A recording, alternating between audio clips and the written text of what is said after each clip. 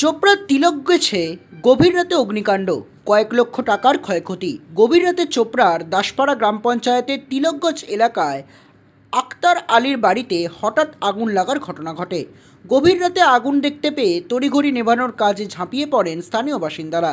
একই সঙ্গে খবর দেওয়া হয় চোপড়া থানার দাসপাড়া ফাঁড়ির পুলিশ ও দমকল বাহিনীকে।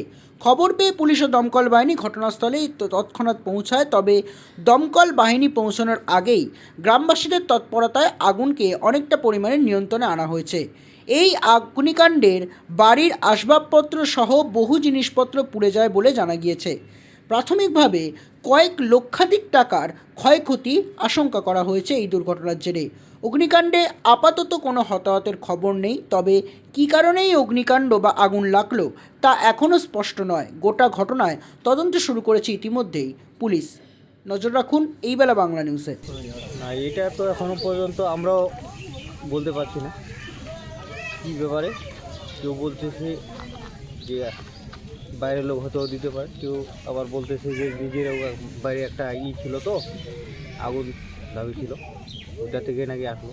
কয়টা পরিবারে আগুন লাগছে? মোটামুটি একটা পরিবার তো পুরাপুরি জ্বলে গেছে, আর একটা পরিবারের অর্ধেকটা আর কি ক্ষয়ক্ষতি হয়েছে। পুলিশ প্রশাসন কি আশ্বাস দিল? প্রশাসন তো দরখাস্ত দিতে বললো, দেখা যাক কী করে। ক্ষতিপূরণ কিছু পাবে? পাওয়ার তো কথা।